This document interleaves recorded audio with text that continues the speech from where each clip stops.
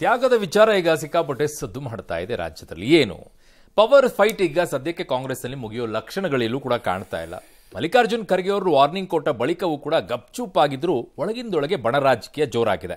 CM ಬಣದ ಸಚಿವರು ಸುರ್ಜೇವಾಲಾ ಬಗ್ಗೆ ಅಸಮಾಧಾನಗೊಂಡಿದ್ದಾರಂತೆ. ಹೈಕಮಾಂಡ್ಗೆ ದೂರು ನೀಡೋಕ್ಕೂ ಕೂಡ ಮುಂದಾಗಿದ್ದಾರೆ ಅನ್ನೋ ಸುದ್ದಿ ಓಡಾಡ್ತಾ ಇದೆ. ಆದರೆ ಈ ಬಗ್ಗೆ ಯಾರೂ ಕೂಡ ಬಹಿರಂಗವಾಗಿ ಮಾತನಾಡ್ತಿಲ್ಲ. ಈ ಬಗ್ಗೆ ಏನಾದರೂ ಪ್ರಶ್ನೆ ಕೇಳಿದ್ರು ಕೂಡಲೇ ಹಾಗೇನೂ ಇಲ್ಲ ಅಂತ ನುಣುಚಿಕೊಳ್ತಾ ಇದ್ದಾರೆ. ಮೊನ್ನೆಯಷ್ಟೇ ಸಿಎಂ ಸಿದ್ದರಾಮಯ್ಯನವರು ತ್ಯಾಗದ ಬಗ್ಗೆ ಮಾತನಾಡಿದ್ರು. ಇದೀಗ ಡಿಸಿಎಂ ಅವರು ಕೂಡ ತ್ಯಾಗದ ಬಗ್ಗೆ ಮಾತನಾಡಿದ್ದಾರೆ. ಇದು ಕುತೂಹಲ ಕೆರಳಿಸಿದೆ. ಪಕ್ಷದಲ್ಲಿ ಯಾವ ಬಂಡಾಯವೂ ಇಲ್ಲ ಅಂತಿದ್ದಾರೆ. ಸತೀಶ್ ಜಾರಕಿಹೊಳಿ ಬಗ್ಗೆ ಪ್ರಸ್ತಾಪವಾದ ಕೂಡಲೇ ಡಿಸಿಎಂ ಗರಂ ಆಗಿದ್ದಾರೆ. ಲೋಕಲ್ ಡರ್ಟಿ ಪಾಲಿಟಿಕ್ಸ್ ಅಂತ ಪದ ಬಳಕೆ ಮಾಡಿದ್ದಾರೆ.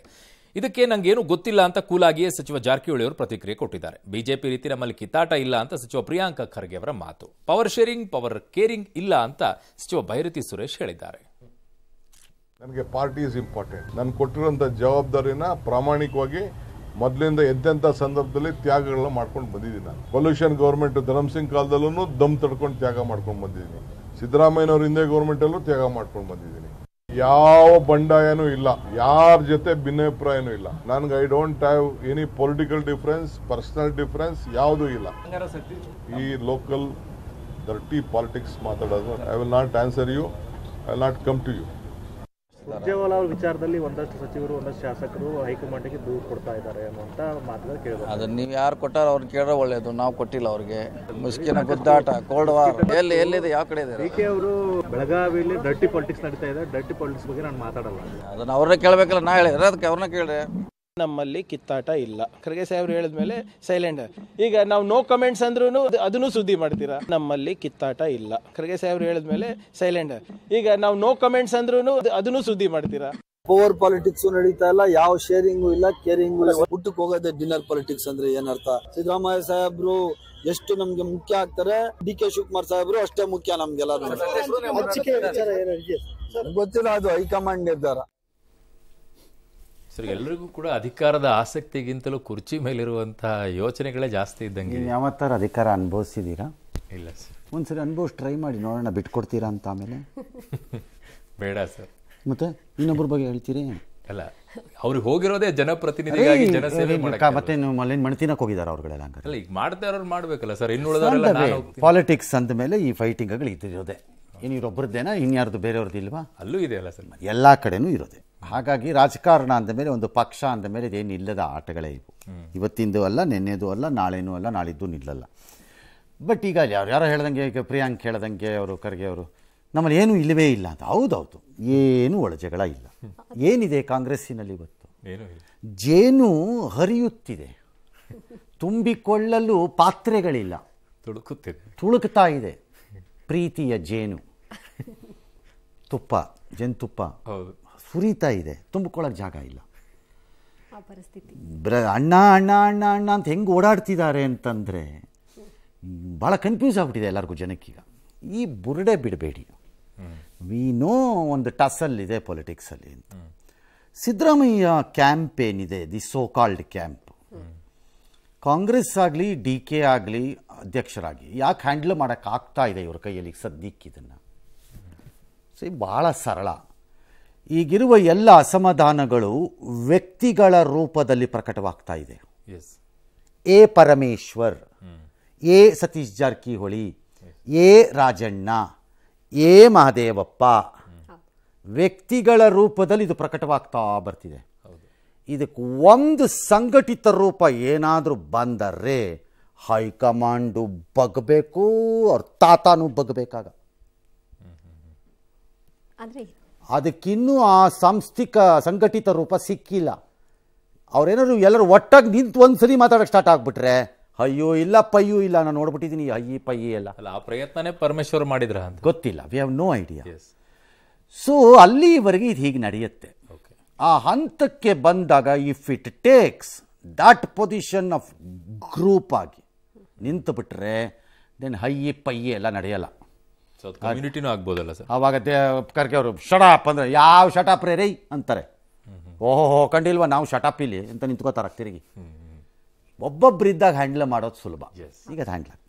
ಸೊ ಡಿ ಕೆ ಸೈಡ್ಗೆ ಹೋದರೆ ಅಲ್ಲೂ ಅಷ್ಟೇ, ಎ ಬಾಲಕೃಷ್ಣ, ಎ ಯಾವುದೋ ಚಲುವರಾಯ ಸ್ವಾಮಿ ಅಥವಾ ಇನ್ಯಾರೋ ಒಬ್ಬರು ಯಾರೋ ಬಿಡ್ತಾ ಇರ್ತಾರೆ. ಅವರು ಅದು ಹಾಗೆ ಇರೋದ್ರಿಂದ ಹಂಗೆ ನಡೀತಿದೆ. ಅದು ಒಂದು ಗುಂಪಾದಾಗ ಆಗ ನಮಗೆ ಕಬಡ್ಡಿ ಮತ್ತು ಖೋ ಖೋ ಆಟದಲ್ಲಿ ಯಾರು ಯಾವ ಲೆವೆಲಲ್ಲಿದ್ದಾರಪ್ಪ ಅಂತ ಲೆಕ್ಕ ಸಿಕ್ಕತ್ತೆ ಕರೆಕ್ಟಾಗಿ. ಈಗ ನಮ್ಗೆ ಲೆಕ್ಕ ಸಿಗ್ತಿಲ್ಲ, ಅದರಿಂದ ಸ್ವಲ್ಪ ಕಾಯೋಣ. ಇನ್ನು ಕಾಂಗ್ರೆಸ್ನಲ್ಲಿ ಭಿನ್ನಮತ ಬೂದಿ ಮುಚ್ಚಿದ ಕೆಂಡದಂತಿದ್ರೆ ಬಿಜೆಪಿಯಲ್ಲಿ ಮಾತ್ರ ಬಂಡಾಯ ಧಗಧಗ ಅಂತ ಇದೆ. ಹೈಕಮಾಂಡ್ ಎಚ್ಚರಿಕೆಯನ್ನ ಧಿಕ್ಕರಿಸಿರುವ ಬಿಜೆಪಿಯ ರೆಬಲ್ ನಾಯಕ ಬಸನಗೌಡ ಯತ್ನಾಳ ಬಿಜೆಪಿ ಅಧ್ಯಕ್ಷ ವಿಜಯೇಂದ್ರ ವಿರುದ್ಧ ವಾಗ್ದಾಳಿ ಮುಂದುವರೆಸಿದ್ದಾರೆ. ನಾನಾ ಆರೋಪಗಳನ್ನು ಮಾಡಿದ್ದಾರೆ. ರಾಜ್ಯ ಅಧ್ಯಕ್ಷ ಸ್ಥಾನಕ್ಕೆ ಚುನಾವಣೆ ನಡೆಯಲೇಬೇಕು, ಈ ವಿಚಾರದಲ್ಲಿ ಹೈಕಮಾಂಡ್ ಮಧ್ಯಪ್ರವೇಶ ಮಾಡಬೇಕು ಅಂತ ಆಗ್ರಹಿಸಿದ್ದಾರೆ. ಇಲೆಕ್ಷನ್ ನಾವು ನಮ್ಮ ಟೀಮ್ನವರು ಸಿದ್ಧ ಆಗಿದ್ದೀವಿ, ನಾವು ಅಭ್ಯರ್ಥಿಗಳನ್ನು ಹಾಕ್ತೀವಿ. ಹೈಕಮಾಂಡ್ ಮಧ್ಯಸ್ಥಿಕೆ ವಹಿಸಿ ಮತ್ತೊಮ್ಮೆ ಡುಪ್ಲಿಕೇಟ್ ಸಹಿ ಮಾಡಿ ನಾನು ಇಡೀ ರಾಜ್ಯವನ್ನೇ ಖರೀದಿ ಮಾಡುವ ಆಸೆ ಇದೆ. ಹಾಗಾದ್ರೆ ರಾಜ್ಯದ ಜನ ಒಪ್ಕೋಬೇಕಾ ಅಂತ ಕಳ್ರು ಮತ್ತು ಅವ್ರ ಅಪ್ಪನ ಡುಪ್ಲಿಕೇಟ್ ಸಹಿ ಮಾಡಿದವ್ರು ಇನ್ನು ಭಾಳ ಸಾಜೂಗ್ ಅನ್ಬೇಕಾ? ನಮ್ಮ ರಮೇಶ್ ಜಾರಕಿಹೊಳಿ ಅವ್ರಿಗೆ ರಸ್ತೆದಾಗ ಅಡ್ಡಾಡ್ಲಾರ್ದಂಗೆ ಮಾಡ್ತೀನತ್ತಾನೆ, ಇವನ್ ಗುಂಡಾಗಿರಿ ಮಾಡ್ತಾನೆ. ಈಗ BJP ಅವರು ನಮಗೆ ಹೇಳ್ತಾ ಇದ್ರು, ಎಷ್ಟೋ ಬಾಗಿಲುಗಳೆಲ್ಲ ಹೇಳ್ತಿದ್ರು. ಈಗ ಅವ್ರು ಕೇಳ್ಬೇಕಲ್ಲ ಎಷ್ಟು ಬಾಗಿಲಾಗಿದ್ದಾವೆ ನಿಮ್ಮವು, ಅದು ಭಾಳ ಬಹಿರಂಗ. ಒಂದು ಮನೆಗೆ ಒಂದು ಬಾಗಿಲಿದೆಯಾ? ಇಲ್ಲ, ನಾರ್ಮಲಿ ಇರಲ್ಲ. ಫ್ರಂಟ್ ಬಾಗಿಲು ಒಂದಿರಬೇಕು. ಹಳೆ ಕಾಲದ ಮನೆಗಳಾದ್ರೆ ಬ್ಯಾಕ್ಗೆ ಒಂದು ಬಾಗಿಲು, ಆತರ ಬೇರೆ ಬಾಗಿಲುಗಳು ಇರಬೇಕಲ್ಲ. ಬಾತ್ರೂಮ್ಗೋ, ಬೆಡ್ರೂಮ್ಗೋ, ದೇವ್ರ ಮನೆಗೋ ಎಲ್ಲ ಬಾಗಿಲುಗಳು ಇರಬೇಕು. ಹಂಗಾಗಿ ನಿಮ್ಮ ಎಲ್ಲ ಮನೆಗಳಲ್ಲೂ ಬಾಗಿಲುಗಳೇ ಇರೋವು. ನಮಗದೇನು ದೊಡ್ಡ ಹೊಸದು ಅನ್ನಿಸ್ತಿಲ್ಲ. ಕಾಂಗ್ರೆಸ್ಸಿನ ಭಿನ್ನಮತಕ್ಕೂ ಬಿಜೆಪಿಯ ಭಿನ್ನಮತಕ್ಕೂ ವ್ಯತ್ಯಾಸ ಇದೆ. ಕಾಂಗ್ರೆಸ್ಸಿನ ಭಿನ್ನಮತದಲ್ಲಿ ಅಫ್ಕೋರ್ಸ್ ಅಲ್ಲಿ ಸಮಸ್ಯೆ ಇದ್ದಂಗಿದೆ, ಬಟ್ ಸ್ಟಿಲ್ ಲಾರ್ಜ್ಲಿ ಹೈಕಮಾಂಡ್ ಲೈನನ್ನು ಒಪ್ಪಿ ಸುಮ್ಮನಿದ್ದಾರೆ ಅವರುಗಳು, ಇನ್ನೂ ಅದನ್ನು ದಾಟಿಲ್ಲ ಅವರು. ವೆರಸ್ ಬಿಜೆಪಿ ಇದೆಯಲ್ಲ, ರಾಷ್ಟ್ರೀಯ ಪಕ್ಷ ಎಂದು ಕರೆಸಿಕೊಳ್ಳೋದಕ್ಕೆ ಮಾನ ಮರ್ಯಾದೆ ನಾಚಿಕೆ ಇಲ್ಲದಿರುವ ಒಂದು ಪಕ್ಷ ಯಾವುದಾದ್ರೂ ದೇಶದಲ್ಲಿದ್ದರೆ ಅದು ಬಿಜೆಪಿ ಕರ್ನಾಟಕ. ಲಜ್ಜೆಗೆಟ್ಟ ನಾಯಕರುಗಳ ಚಿಲ್ಲರೆ ಪಕ್ಷ ಅದು ಯಾವುದು? ಬಿಜೆಪಿ. ಎಲ್ಲ ಲೀಡರ್ಗಳಿಗೂ ಸೇರಿಸಿ ಹೇಳ್ತಾ ಇರೋದು. ಎಕ್ಸ್ ಲೀಡರ್ ಹೇಳ್ತಾರೆ ಅದರ ಅಧ್ಯಕ್ಷ ಬಚ್ಚ. ಈ ಬಚ್ಚನ ಕರ್ಕೊಂಬಂದ ಬಚ್ಚಾಗಳು ಯಾರು? BJP high command. ಯಾರದು ಕಚಡಗಳು ಕರ್ಕೊಂಬಂದವರು ಬಚ್ಚಾಗಳು? Is it Modi? Is it Amit Shah? Is it Nadda? ನಾನು ಯಾಕೆ ಮೋದಿ, ಅಮಿತ್ ಶಾ ಮತ್ತು ನಡ್ಡಾನ ಬಚ್ಚಾಗಳು ಅಂತ ಕರಿಬಾರ್ದು? ಹಾಗಾದ್ರೆ ಈ ಬಚ್ಚಾ ಕರ್ಕೊಂಬಂದಿದ್ದ ಆ ಬಚ್ಚಾಗಳಿಗೇನು ಹೇಳಿ ನಾನು? ಕತ್ತೆ ಕಾಯ್ತಿದ್ರು ಅವ್ರು 3 ಜನ, ಬಚ್ಚಾ ಅಂತ ಗೊತ್ತಿಲ್ಲದೆ. If it is not true, the so called leader is challenging them ಅಂತ ಆಯ್ತು. ಅವಾಗ ಅದನ್ನ ಅರಗಿಸಿಕೊಂಡು ಮಜಾ ನೋಡ್ತೀವಿ ಅನ್ನೋ ಬಿಜೆಪಿಯ ಹೈಕಮಾಂಡ್ನ ಮನೋಸ್ಥಿತಿ ಇದೆಯಲ್ಲ, ಇದು ಹಳೆಯ ಕಾಂಗ್ರೆಸ್ ಮನೋಸ್ಥಿತಿ.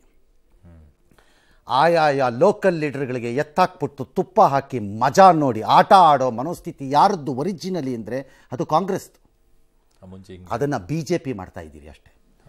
ಲಾಯಕ್ಕಿಲ್ಲದವರು ಯಾರು ಲಾಯಕ್ಕಿಲ್ಲ, ಅಧ್ಯಕ್ಷ ಲಾಯಕ್ಕಿಲ್ಲ, ಫೇರ್, ಲಾಯಕ್ಕಿಲ್ಲದೆ ಇರ್ಬೋದು. ಲಾಯಕ್ಕಿಲ್ಲದಂತಹ ವ್ಯಕ್ತಿನ ತಂದಂಥವ್ರು ಎಂಥ ಅಯೋಗ್ಯರಿರಬೇಕು. ಹಂಗಾರೆ ಅವರೆಂಥ ಲಾಯಕ್ಕವರು? ಲಜ್ಜೆಗೆಟ್ಟ ಬಿಜೆಪಿಗೆ ಮಾತಾಡಿ ಪ್ರಯೋಜನ ಇಲ್ಲ.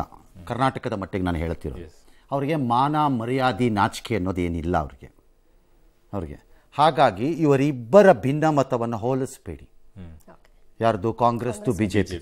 ಕಾಂಗ್ರೆಸ್ದು ಬೆಟರ್ ಭಿನ್ನಮತ, ಮೋರ್ ಡಿಸಿಪ್ಲಿನ್ಡ್ ಭಿನ್ನಮತ ಅಂತ ಅಲ್ಲ, ಹೆಚ್ಚು ಶಿಸ್ತುಬದ್ಧವಾಗಿರುವ ಭಿನ್ನಮತ.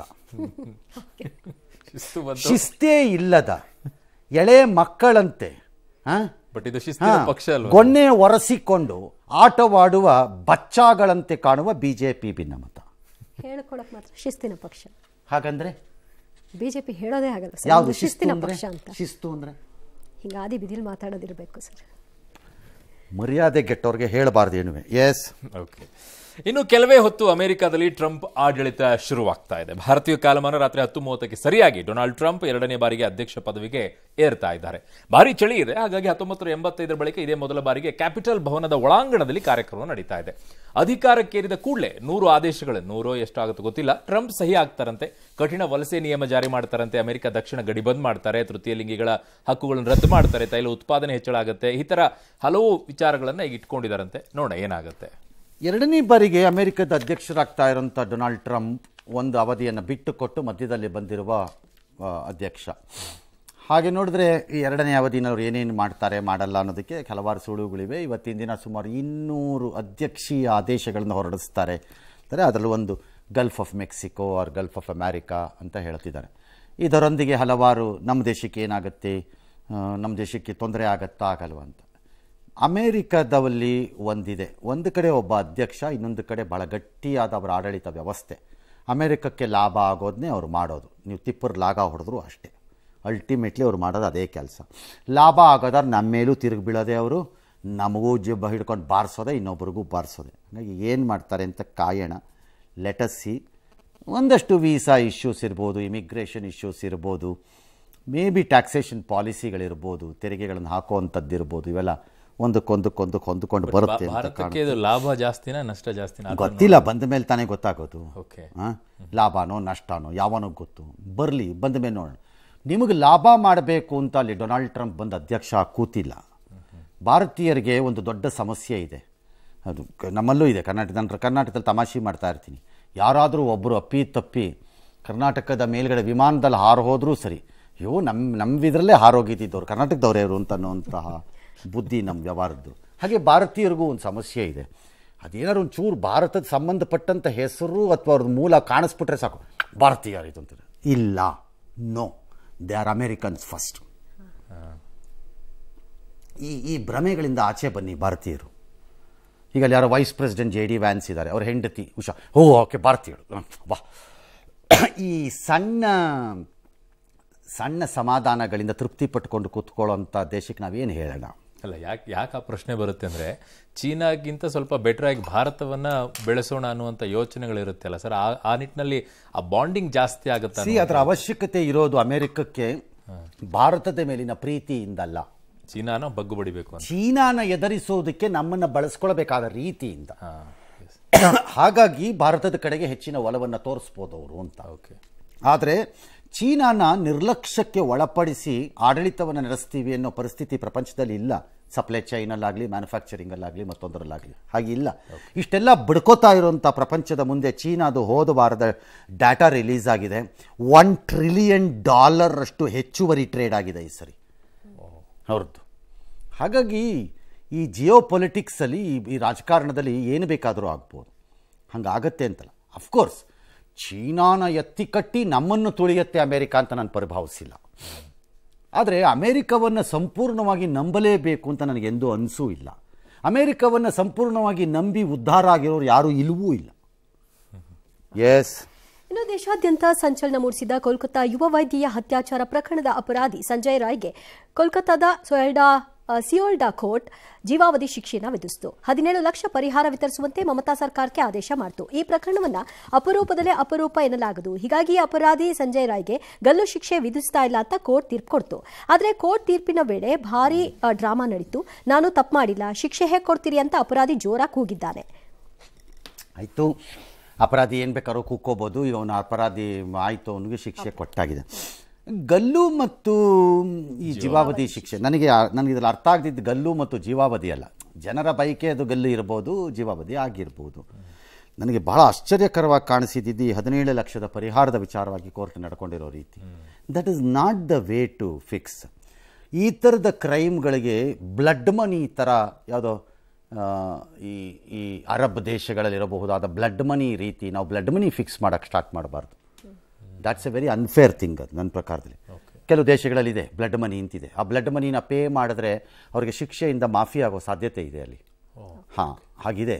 ಹಾಗಾಗಿ ಇಲ್ಲಿ 17 ಲಕ್ಷ ರೂಪಾಯಿ ಪರಿಹಾರ ಇದೆಯಲ್ಲ, ಇಟ್ಸ್ ಎ ಶೇಮ್. ಅದು ಶೇಮ್ ಫಾರ್ ದ ವಿಕ್ಟಿಮ್. ಯಾರು ಪಾಪ ಈ ಘೋರ ಕೃತ್ಯಕ್ಕೆ ಬಲಿಯಾದ್ಲೋ ಹೆಣ್ಣುಮಗಳು, ಆಕೆಗೂ ಅಥವಾ ತಂದೆ ತಾಯಿಗೂ ಬರುವಂಥ ಇದದು ಅವಮಾನ. ಅದು ಹಂಗಾಗಿ ಅದು ತಪ್ಪು ಒಪ್ಕೋತೀನಿ. That courts can say no, this is not correct. ಸ್ವಲ್ಪ ಸೆನ್ಸಿಟಿವ್ ಆಗಿರಬೇಕಾಗತ್ತೆ ಕೋರ್ಟ್ಗಳು ಅಂತ. ಆದರೆ ಗಲ್ಲು ಶಿಕ್ಷೆ ಮತ್ತು ಇದೆಯಲ್ಲ, ಅದನ್ನು ಫರ್ದರ್ ಚಾಲೆಂಜ್ ಮಾಡ್ಬೋದು. ಈ ಜಡ್ಜ್ಮೆಂಟನ್ನು ಚಾಲೆಂಜ್ ಮಾಡಿ ಹೈಕೋರ್ಟಿಗೆ ಬಂದಾಗ ಎನ್ಹಾನ್ಸ್ಮೆಂಟನ್ನು ಕೇಳ್ಬೋದು. ಇಲ್ಲ, ಇದು ಘೋರಾತಿ ಘೋರ ಅಪರಾಧ, ರೇರೆಸ್ಟ್ ಆಫ್ ದ ರೇರಲ್ಲಿ ಬರುತ್ತೆ ಇದು, ಹಾಗಾಗಿ ವಿ ಶುಡ್ ಇದು ಅಂತ ಇದೆ. ಆಗಿದೆ, ಆಗಿಲ್ಲ ಅಂತೇನಿಲ್ಲ. ದೇರ್ ಇಸ್ ನೋ ಇದು. ಹಾಗಾಗಿ ನೋಡೋಣ, ಲೆಟ್ ಅಸ್ ಸಿ ಏನಾಗುತ್ತೆ ಅಂತ. ಇನ್ನೊಂದು ವಿರಾಮ ತಗೊಂಡ್ಬಿಡ್ತೀವಿ. ಆಲ್ ರೈಟ್, ವಿರಾಮ ತೊಗೊಂಡು ಬರಲಿ. ನೀವು ಸುದ್ದಿ ಮುಂದುವರಿಸ್ತೇವೆ ಸರ್. ನಾನು ನಿರ್ಗಮಿಸ್ತೀನಿ ಇವತ್ತಿನ ಅರ್ಧ ಗಂಟೆ. ನಮ್ಮ ಆರೋಗ್ಯದ ಭಾಳ ಜನ ಈ ಪ್ರಶ್ನೆಯನ್ನು ನನಗೆ ನನಗೂ ಕೇಳಿದ್ದಾರೆ, ನಮ್ಮ ಆಫೀಸ್ಗೂ ಕೇಳಿದಾರಂತೆ 21 ದಿನ ಎಲ್ಲಿ ನಾಪತ್ತೆ ಆಗಿಬಿಟ್ರು, ಎಲ್ಲಿ ಓಡೋಗ್ಬಿಟ್ರು ಅಂತ. ಎಲ್ಲೂ ಓಡೋಗಿರಲಿಲ್ಲ. ಒಂದಿಷ್ಟು ಆರೋಗ್ಯದ ವಿಚಾರದಲ್ಲಿ ಏರುಪೇರೆಗಳು ದಿಢೀರೆಂದಾದ ಪರಿಣಾಮವಾಗಿ ಒಂದು 21 ದಿನ ನಾಪತ್ತೆ. ಈಗ ವೈದ್ಯರ ಅನುಮತಿ ಸಿಕ್ಕಿದೆ, ಹಾಗಾಗಿ ಅಬ್ಬರಿಸಿ ಬೊಬ್ಬರಿಸುವುದಕ್ಕೆ ಯಾವ ಸಮಸ್ಯೆನೂ ಇದ್ದಂಗಿಲ್ಲ.